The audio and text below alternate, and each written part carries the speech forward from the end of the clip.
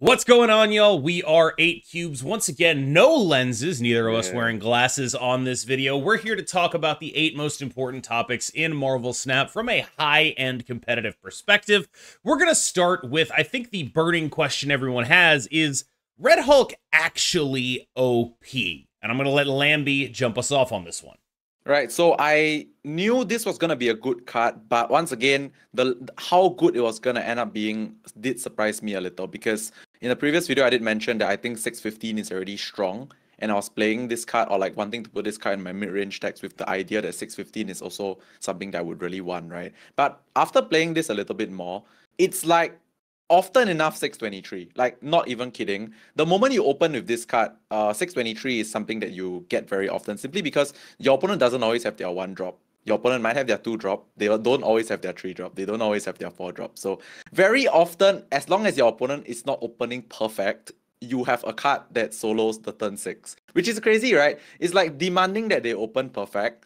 And if they don't, you have 1 card that wins the location on turn 6. And if they do open perfect, well, then you play an honest game, which is also fine, right? Because at the end of the day, Red Hulk could be still 615, which helps support a lane. So this card, people ask me often, does this replace like I guess Magneto? It's like one thing they like to compare it to. Does this replace Magneto? I guess it does drastically different things in terms of like 1 card win a location on turn 6. Magneto doesn't really do that because 12 is weirdly enough not that tall.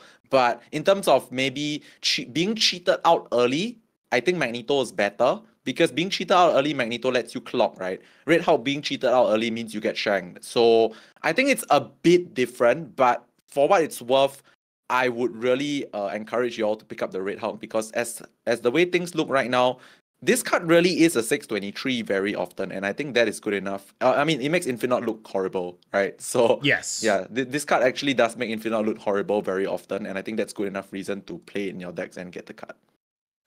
I think the interesting thing about Red Hulk to me is that it fills a role, right? It is not actually overlapping with Magneto. It's just Correct. What do you want your deck to be doing, right? You have Doctor Doom to go super wide. You have Magneto to be tall and affect multiple lanes. And you have Red Hulk if you just need 1 lane 1 as best you possibly can. And when I look at new cards, what I look for is like, is this ever going to be the best in slot option for something? And I think you could reasonably argue that Red Hulk is the best in slot option for I want a big guy. I'd like a really big guy. And Red Hulk is the best in slot for that. Is that always going to be in demand? Is that always going to be the best thing to be doing? I can't answer that. Those are metagame concerns, and the metagame will change. But I can tell you that Red Hulk right now is the best at doing his job, which is being prohibitively large on the final turn of the game. Now, if you plan on playing a lot of decks that need a card that is going to be prohibitively large on the final turn of the game, then yeah, he's probably worth picking up. I just think that it's worth pointing out that the reason he's elite is different from the reason that Doom or Magneto is elite. He has like very singular utility where it's like, this is the biggest guy here, and at any point that could probably change. I also see people talking about him like he's overpowered, and I think that's what I want to push back on, right? Like, I don't think he's stronger per se than like a Magneto or a Doom. He's just, you know, a little bigger with a lot less utility. Right? He ends up in these situations where he's competing with them, but it's because he's doing a different thing. And I think the question really is one of metagame. Will there be more decks that want a prohibitively large guy that do not want to be able to play Magneto or Doom? So typically, instead of starting with, a card like Red Hulk, we start with the card that is coming out. That card is USAgent. We opted to start with Red Hulk this time because I think a lot of people are asking, like, what is this card? How does it work? What are its future prospects, basically? And with USAgent, I think less people are asking that question because I think people have generally started to regard USAgent as sort of one of the worst cards this month. If I had to reflect consumer opinion, that would be how I would describe it. Now, I'm not sure how much I agree with that. USAgent, of course, is a 2/3 with an ongoing ability that gives -3 power to every card that costs 4, 5, or 6 on its location. And I think that reads to me like, okay, this is a 2/6 or a 2/9 if you can pull it off. It's very good against Doctor Doom. There are definitely a lot of people playing, at least a Red Hulk in a bunch of different decks. This is a card that absolutely dominates Living Tribunal. It could be a 2/9 against Hela, in as much as that's ever going to be relevant. Like, there are use cases for this. I think the real question for me is, if it does end up strong enough, will Luke Cage come out to stop it? And so is the actual best case scenario for this card, it ends up niche so people don't put Luke Cage in every deck, and then it can actually do stuff. Right. So with this card, I'll be completely frank, I don't really know what to do with it yet, but I do know how I would want to play it out if I were to put this card in meta. This card is very cool in the sense that there's obviously a lot of ways you can, like, maybe on turn 6 you play this out into a location that has like 4 or 5 or 6 cost cards, right? But like what I like to do with this, because it's a 2 cost, right? I'll just play it on curve, in my opinion. I'll just play it on curve, and it sort of deters your opponent from playing their like 4, 5, or 6s there, right? So you kind of know, like, on turn 4, alright, they're gonna play a 4 cost card not in my USAgent location, and then you can plan from there. I think this is the merit of the card for me. Not saying that I will like it for sure, but I can see how I can use this card to potentially plan my opponent's turns for me. You know, because they see the USAgent on the board, they wouldn't want to play a 4 there, they wouldn't want to play a 5 there. And I mean, of course, Red Hulk could be like a 623, so it doesn't really matter. But you know, it still disincentivizes from your opponent from playing like a very like high costed card in their location, because it's just straight up -3. And like your opponent you don't really have to do anything extra, right? You just play the USAgent in the lane and then you just chill. And then you see you can decide where your opponent, like, sort of where your opponent plays their cards. So this is the utility for me with the card. I would say as much as I think it's like gonna be a bit like Man-Thing and it wouldn't see super a lot of play, it is at least easier to use than Man-Thing because it's cheaper, right? So I feel like there's a bit more flexibility with this card, because one thing that we always talk about is 2+4s. So like on the final turn scenarios, you can do like maybe Shang-Chi plus this one to drop the stats of a lot of things by like 3, 6, or 9 power.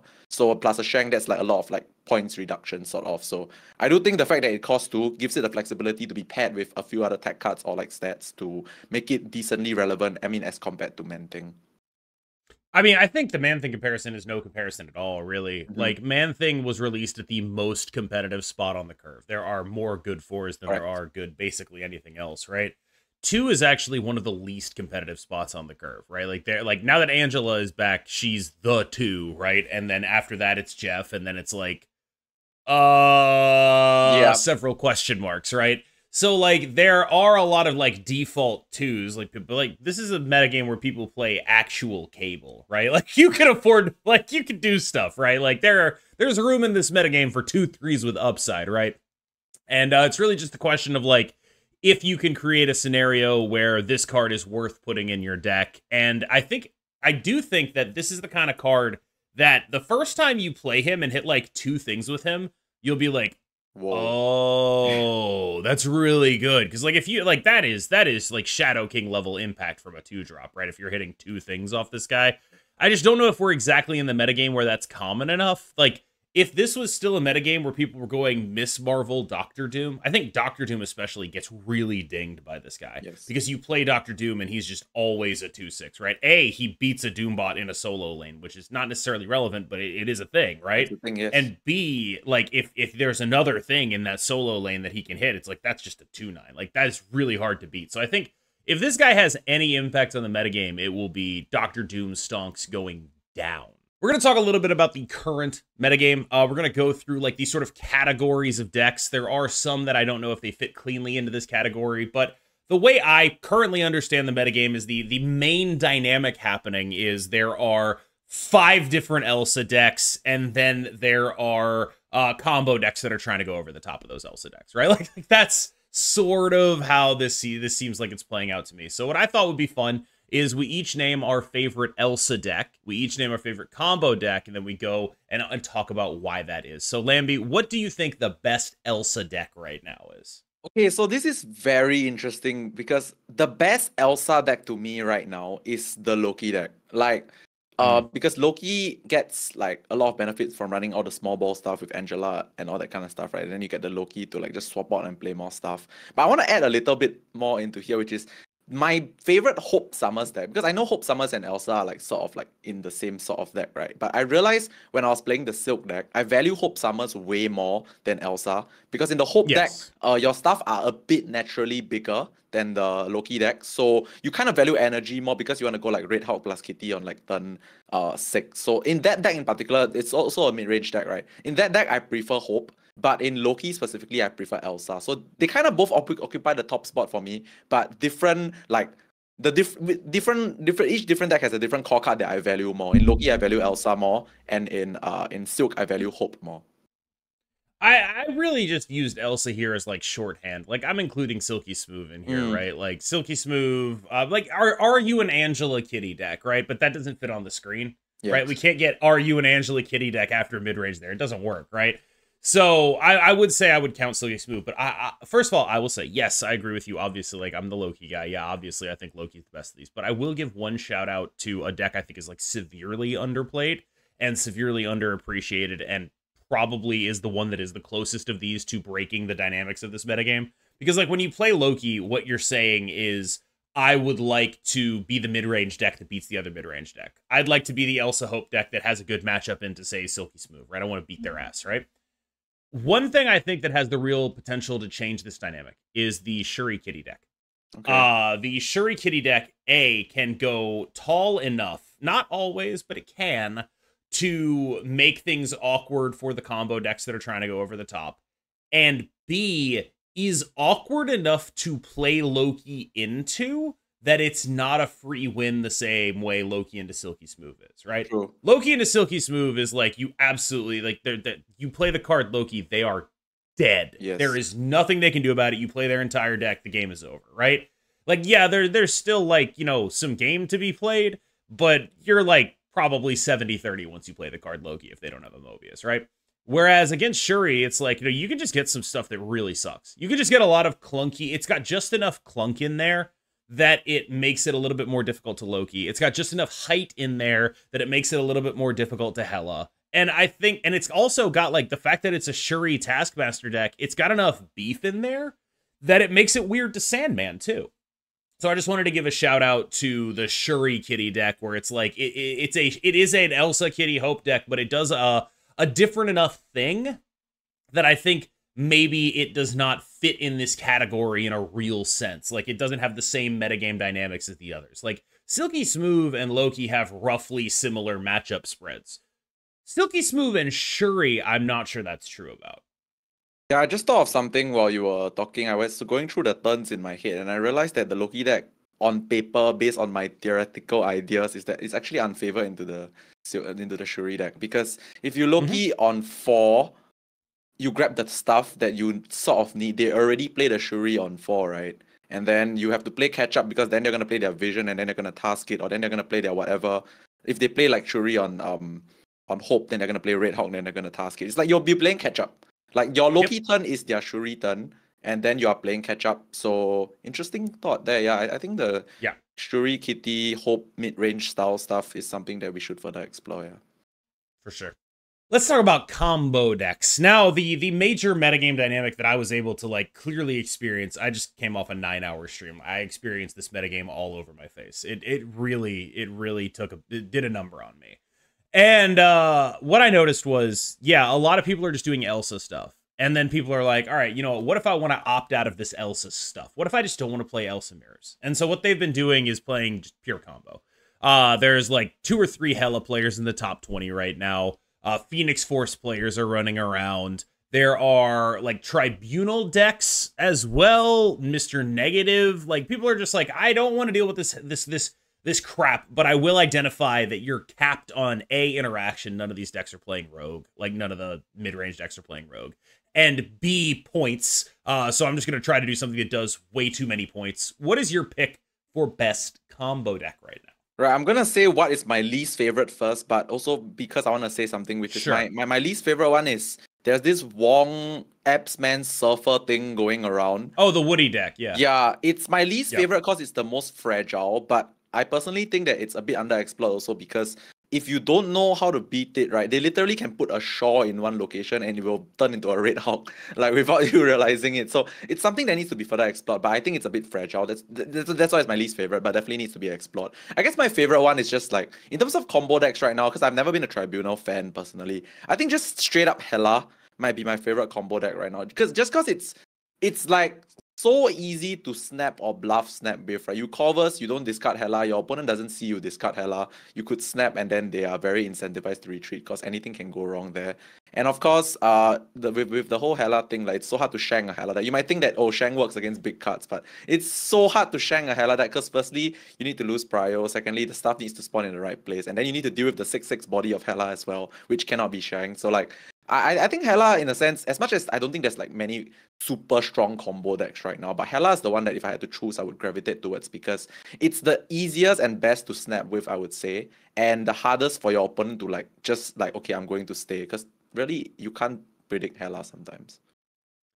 I have made so many bad stays into Hela. I will continue to make bad stays into Hela. You cannot stop me. But yeah, I agree with you. Actually, that was going to be my pick as well. I think that right now we're in a metagame where the mid-range decks are unable to go tall enough that like 3 discards won't beat them most of the time.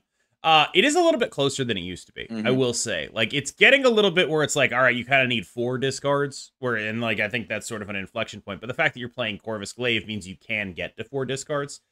It also just means that like sometimes your Corvus is going to discard Hela and you die. And if you have no appetite for that, don't play this deck. Like, I want to be super, super clear. Like, this is a deck where it's like, you are absolutely going to blow yourself up some amount of the time. It's going to happen. But in those games where you play Corvus on 3 and he discards Giganto Infinite, you are golden, right? Like, there are a lot of those games too. And in fact, because there's only one Hela in your deck and there's like a bunch of other stuff, you're like, most of the time you're not discarding your own Hela. Just understand it will happen and people will laugh at you and snap on you and you will feel bad.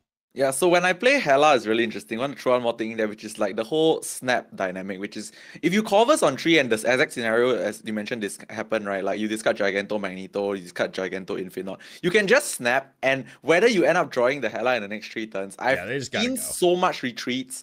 And like I've literally stayed for 8 cubes with no Hela in hand. I literally played some random thing on turn 6 and ended my turn with almost full confidence that my opponent will retreat, because you just have the impression that like you just have it, right? Because Corvus on 3 is just such a power play if you don't discard Hela.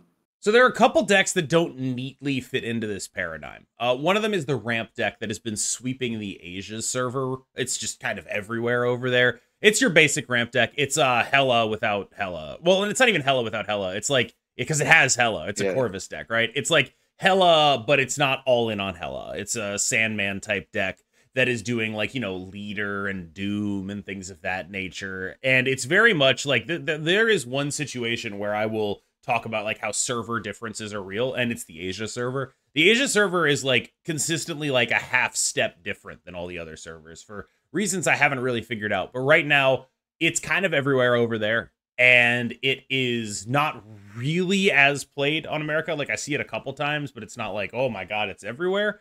And I guess my question is, where does this deck actually fit in? Because I get what it's trying to do. It's like, all right, I'm gonna beat up all the decks that are doing Elsa's stuff by playing Sandman and stuff, right? Is that more effective than just playing normal Hela? Okay, so I need to debunk something. I need to clarify something, which is very funny as well, because I'm on the Asia server, and there's a lot of the Sandman things going around, right? It's because I'm a very big advocate of Sandman, and a lot of my opponents see me play Sandman, and then I posted about Sandman. So there's a certain level of I was seeing I'll push back on that. You posted about Sandman today, right? Like 17 hours ago, as time of recording. Okay. I was seeing people talking about Sandman like day 1 on the Asia server only. Like Owl God was posting about Sandman, and like people in our like KX was telling me, "Hey, we have to go play this Sandman deck." Like, what's up with the Sandmans? I know you're a big fan of it too, but have you considered that you're part of a larger trend? Yeah, maybe we are all just a Sandman lover. Like, I don't know, man. I just have this natural inclination to like this deck because it just feels so good to plop the Sandman down and then just watch your opponent cry because you always have the better cards because your deck's just bigger. Okay, but anyway, the whole Sandman, it just feels good to do. I don't know why. I don't know when I started becoming a Sandman enjoyer, but I love it, man. Yeah, I love being a Sandman. Maybe it's I hate you. I mean, I hate you. I hate it. But yeah, no, like. I wonder, because like it's just such an odd thing. It's like, do you remember when Asia server was like just the Thanos server even after Loki came out? No, but the Thanos server thing was a little bit more justified, right? Because like Thanos was actually like way better than what Sandman is right now, I feel. So okay. Yeah, I mean, okay, so the Sandman thing, okay, since we just talked about Hela, right? I do think that if you put Sandman and Hela, like the actual dedicated Hela deck, like side by side, I do think Hela is just a better deck. But Sandman now is kind of cool because like people are playing small ball stuff, right? Like the Angela stuff. And Angela, of course, Angela Kitty stuff, you do really rely on playing multiple cards in one turn. And with Hope Summers, you definitely can play multiple cards in one turn. But like because the last thing that really stopped Sandman from being like overpowered or like strong was when Thanos was at its prime, because it's just stones, Mockingbird, and like by the time you actually play Sandman, your opponent's board is like what, 15 points ahead of you already. So like you never get a chance to win with the Sandman deck. But now I guess because a lot of these cards like Angela, Kitty, they are all scalers. You actually need additional turns to keep playing multiple things. The moment you are unable to play multiple things and you haven't scaled big enough yet, you kind of are stuck in this position where one Doctor Doom for 15 points just covers all the difference that you missed in the early game. So I think Sandman is really just like something that I feel is relevant now, because like a lot of decks instead of just playing one big thing early like a Mockingbird, now you are scaling gradually. So I think Sandman has a bit more time to like grow and fester, and just Doom Odin is like what, 30 points that is very difficult to beat if there's a Sandman on the board. So yeah, that's my Sandman pitch. But of course, if your opponent is playing just big stuff stack, aka Hela, your Sandman is kind of irrelevant. Yeah, or like, you know, they're Shuriing or Oh Phoenix yeah. Like Like Shuri like... Vision task is difficult for the Hela deck, for the Sandman deck to beat still.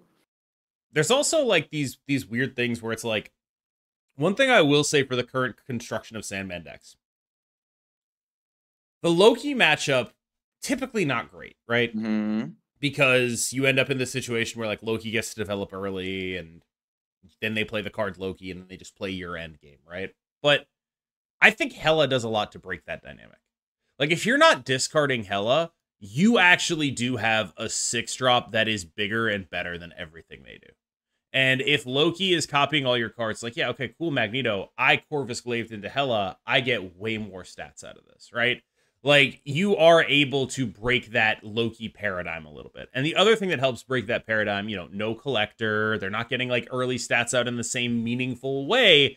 I honestly do think that the Hela stuff does make that matchup more like what you'd think it would look like playing a Sandman deck into an Elsa deck, right? Like, it does end up more looking like that. I think it is favored for the Sandman gamer, as long as they do the Corvus Hela thing. If they don't do the Corvus Hela thing, your opponent plays Loki, you're just like, all right, well, you're just going to do what I'm doing. Yeah, so I actually have quite a bit to add about this matchup, because like I've played a lot of Sandman recently, and I talked to like Jet and KX a lot, but they all love Ramba as well. So like so what we realize is that if like the Loki or like the small ball decks, like the Angela stuff, they curve, especially the Loki deck, they curve and then Loki, your Sandman deck cannot keep up, right? Because they actually have like the little itsy bits of points in the early game into the Hela, into the Loki that steals your end game. That's very hard to keep up with. But the one way that you can keep up with that is you actually do the Corvus Hela thing. So I feel like the Corvus Hela thing is actually like a lot more relevant than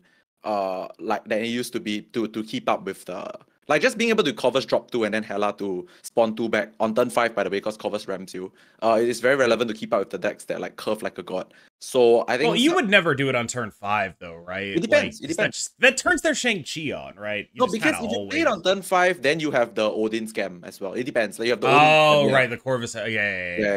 And I think one more thing that I want to add is also that because the Corvus Hela thing is so important right now, I've seen certain builds of Ramp that even just play Jubilee, because Jubilee could be just another sick, be the Hela, which like I said, is really very important to keep up in that matchup.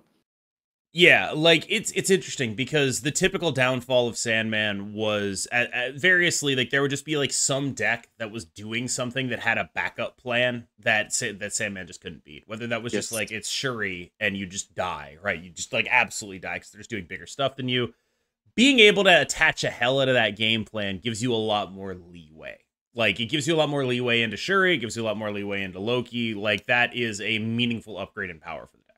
Let's talk about the double D, Discard and Destroy. Both of which are decks I think are actually still good right now, but I think a lot of people are excited about Angela stuff. So my question to you, Lamby, is where do these two decks fit in to the metagame when everyone is playing various forms of, like, at least Shang-Chi containing Angela decks?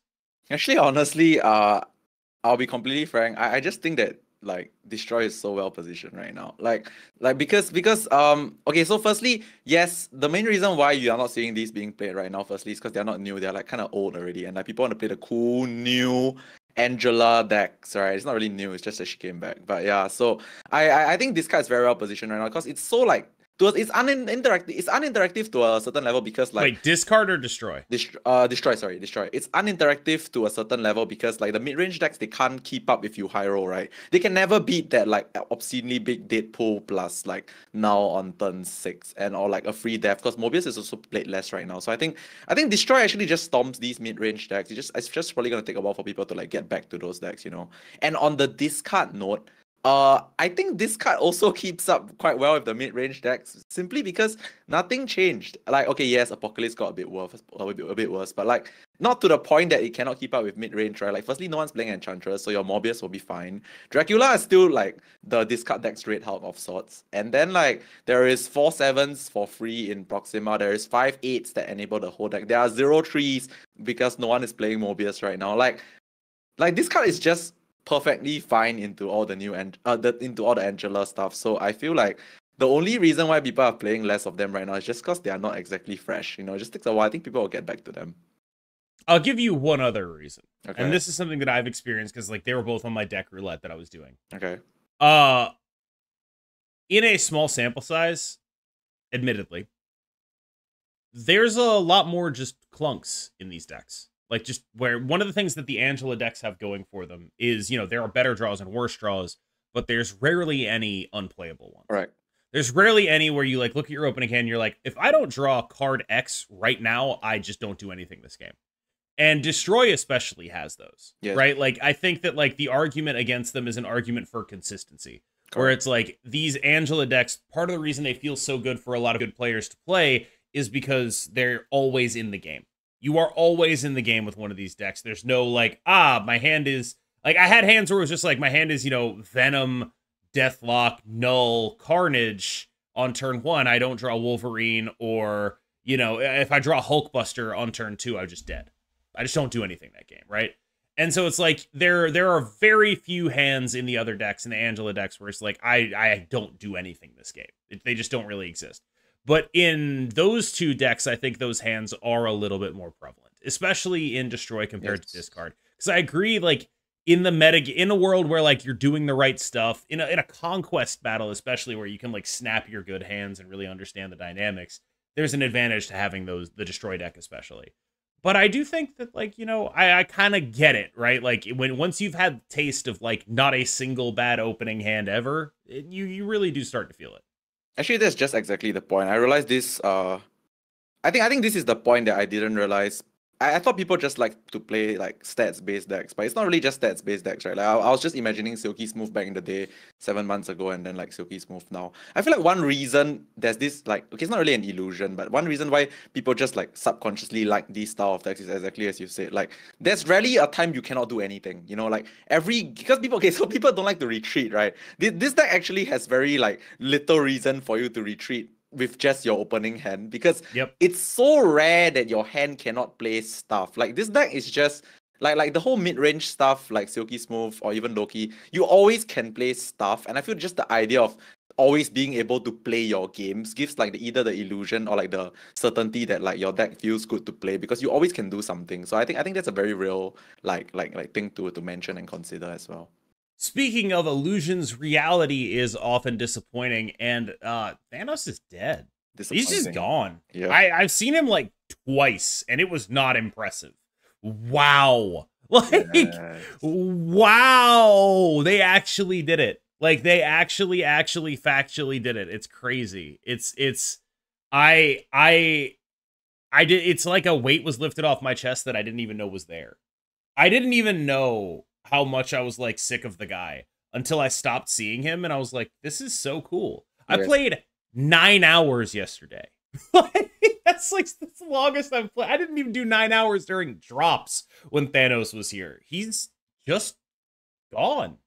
Thank you. Yeah.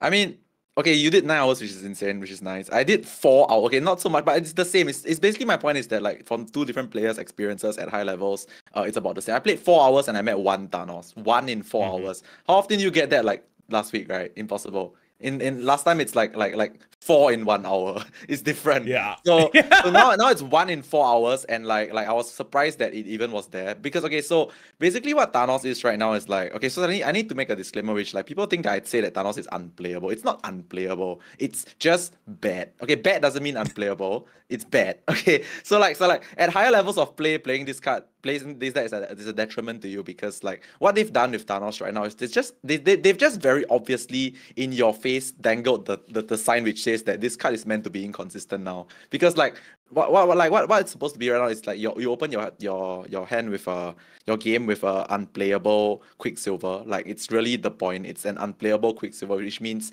like there's one less card in your hand that you can ever do something with in the first 5 turns. And in an 18 card deck, that's everything, right? That's so big, because it stops you from drawing a stone more, which means your Mockingbird is less consistent, and then everything snowballs. And it's very often now that you draw the wrong end of your deck first, because the wrong end of your deck is essentially half your deck. And having Thanos stuck in your hand means you're indefinitely gonna have one piece of the wrong end of your deck in your hand for sure 100% of the time. So yeah, Thanos the one piece is real. The One Piece is real, and it's making reality very disappointing for Thanos. So yes, that was really good. Okay, that was so good. That was so good. Yeah. Let's just end it on really that. good. Cut. Yeah, no, that was amazing.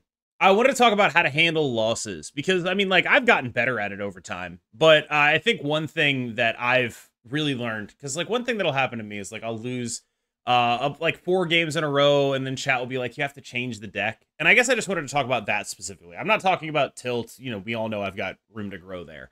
But I wanted to talk about specifically the idea that it's like, you lose like some close games, some big cube games, and so it's the deck's fault. And I think we need to take a little bit more responsibility than that. Like, honestly, like sometimes it's like, you know, maybe the deck was the wrong choice, maybe. But if you can go through those games and identify, you know, here's where I messed up, here's what I should have done, that's not on the deck. It's not the deck doing that to you. That's you. And in this case, the you is me. It's me, right? One thing that I think really hurts people is like they lose, you know, 4 really big games and they're like, God, this deck, I can't play it anymore. Switch to something they're less practiced on, keep losing, right? Correct. And I think that like that kind of stuff, understanding when not to psych yourself out. Because like, you know, I had a losing record with Loki for a little bit yesterday, right? And when I ended the stream, my record was 40-30, right? I lost some unlucky games, but the deck was fine. Like, yeah, that's a fine record to have, right? Like, you're allowed to have a 40-30 record. That's good. You're allowed to be 57%. And you're in a situation where the impact of each individual game can change based on the dynamics of what happened in that game, based on snapping, based on how you played, right? And if you lose a big 8-cuber and then win a couple small ones, and that 8-cuber was something like you lost on a 50-50, you don't need to switch decks. Like, that's not the deck's fault. That's you. Or, you know, sometimes you play 50-50s and lose them. That happens, right? Like, you can't simultaneously hold the idea that sometimes you play 50-50s and lose, that it is correct to play those 50-50s for 8 cubes, and then be like, oh, well, my deck lost that 8-cube 50-50. I need to change decks. Yeah, so this is such an important and good topic. Like, it's next level important out of like everything you've heard so far. This is like probably one of the most important topics ever. And like to me, this could be an entire video, but I'll summarize it in 3 points before it really turns into an hour-long special, which is... Go for it, dude. No, take your time, seriously. No. It's really going to be an hour-long special, so I'm just going to like say the most important things first. So the first thing, like you mentioned, to echo your sentiment, right, is that like changing decks just because you lose a few games makes 0 sense. So if you've been winning with a deck for a bit, and then you suddenly start losing, there's a few reasons, right? So maybe making bad decisions, maybe you get a bit tired, maybe you get a bit unlucky. But the most important thing is, in the time where you won and lost those games, did the meta really change? Like, if you were winning first and you suddenly start losing, did the meta change to the point that you suddenly need to change your deck? Very likely, like 90% of the time, no. Nothing changed. The only thing that changed was decision-making process or your luck for a bit, right? So don't change your deck just because you start losing, even though you've been winning for the last 2 hours, because like it makes no sense. Nothing changed. Nothing changed at all. And then the second thing is also, I feel like people, because you said a point about the whole like, people try a deck for 4 games, they're like, oh, this deck sucks. I don't know how people win with this deck. You need to see what deck you're talking about as well. If it's like, let's say Phoenix Force, if you've never played Phoenix Force and you pick it up the first time you play 4 games, I expect you to lose the next 40, by the way, not just 4. Because like, it's Phoenix Force, it's the kind of deck that needs you to know every single situation and play it perfectly. So you need to really think like what deck you're playing, and then like why you're losing like when you just pick the deck up. Some decks just take a bit more time to learn, you know. And then of course the last most important thing is losing and changing decks is also sometimes you just get like, at least for me, I get very bored of a deck, and I just like, all right, Sure. maybe I should just change the deck. And then you get bored of the deck, you change the deck, you're less experienced on the deck, you lose with the deck, and like, oh crap, it's the wrong choice. Let's change to a new deck, and then you lose again. But the whole idea is at the start, at the start, you just wanted to change the deck because you gotta be like bored or like tired or whatever. So I feel like these are signs that you need to pick up on to remind yourself that like these are losses that can be completely mitigated if you just like chill, you know, just chill. Yeah. All right, yeah, that's the summary of the 1 hour long topic. All right, y'all. And on that bombshell, it's time to end. As always, I've been Cam Best. He's been Lamby Series. You can catch the next episode of this show on his channel. Lamby, take us out. Thank you so much for being here. This is a fun episode to record, to be frank. And I just want to say, if you like what you just heard, do follow, do subscribe, do leave a nice comment, and we'll see you on the next one on my channel. Bye-bye.